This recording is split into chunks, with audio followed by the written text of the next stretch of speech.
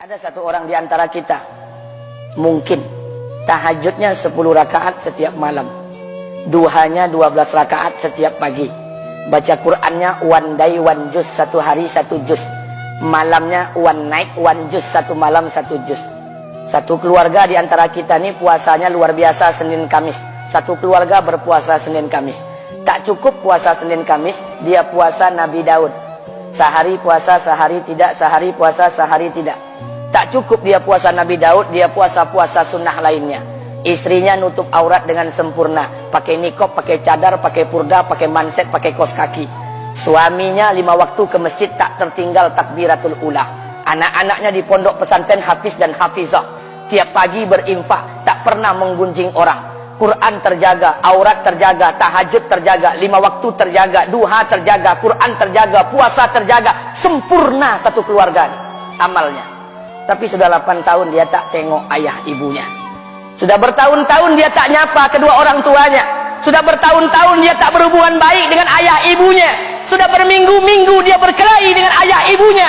Sudah berhari-hari dia bermusuhan dengan kedua orang tuanya. Maka anak seperti ini, seluruh amal yang mereka kerjakan tertolak di sisi Allah Subhanahu wa taala, tidak akan diterima Allah. Sebaliknya, kalau ada di antara kita hari ini yang pandai melayani ayah ibunya, tidak ada uang ayah ibu dia kasih uang, tak ada rumah ayah ibu dia buatkan rumah, sakit ayah ibu dia bawa ke rumah sakit, dirawat ayah ibunya dia jaga, kotoran ayah ibunya dia bersihkan pakai tangannya sendiri. Ada di antara kita hari ini yang membersihkan kotoran ayah ibunya lebih dia nikmati daripada makanan yang ia sukai. Begitu luar biasanya dia melayani ayah ibunya. Tapi dia tinggalkan sholat, dia injak-injak perintah Allah, dia tinggalkan perintah Allah dengan mutlak. Maka kebaikan satu orang anak ini kepada ayah ibunya seluruhnya tidak diterima Allah Subhanahu wa taala. Atau jangan-jangan inilah yang menjadi penyebab amal kita tak diterima Allah. Atau jangan-jangan inilah yang menjadi penyebab amal kita tertolak di sisi Allah. Kita sholat juga, kita sujud juga, kita puasa juga, kita ngaji juga, kita dengarkan ceramah juga. Maka oleh karena itu, Pak, Bu, ayah kita tuh tinggal di kampung, ayah ibu tinggal di kampung sana. Terkadang ayah ibu kita tak sekolah, SD, SMP, SMA tak tamat. Dia sekolahkan kita SD, SMP, SMA, S1, S2, S3 dengan harapan hidup kita lebih baik daripada keadaan dia sekarang. Tapi apa yang membuat kita jarang untuk menjenguk mereka? Saya ingin sampaikan buat kita bersama. Ayah ibu kita tak tahu kita ni eselon 1, eselon 2, Pak. Ayah ibu kita tak tahu pangkat PNS kita 3A, 3B, 3C, 3D, 4A, 4B, 4C, 4D. Ayah ibu kita tak tahu kita ni public figure. Ayah ibu kita tak tahu dan tak mau tahu. Yang dia tahu kita ni anaknya.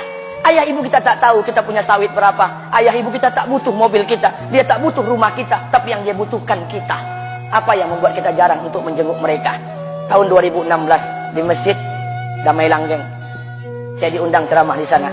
Habis pulang ceramah, saya baca WA SMS. Ada seorang ustadz Pekanbaru kirimkan WA dengan saya. Saya baca 2 kali, air mata saya menetes. Kenapa? Karena WA itu berisi cerita satu orang ibu sedang menelpon anaknya. Ibunya nelpon anaknya. Assalamualaikum nak. Waalaikumsalam kata anaknya.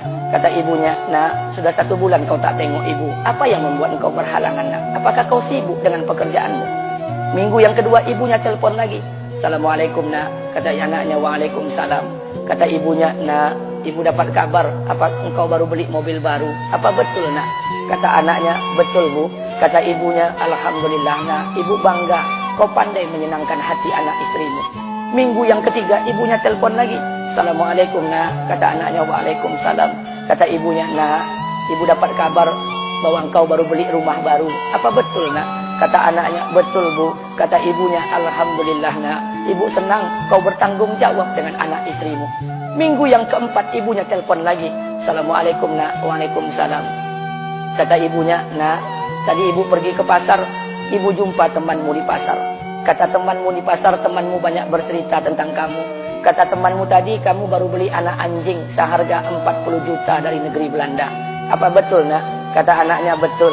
Kata ibunya, nak, dengarkan pesan ibu untuk terakhir kalinya.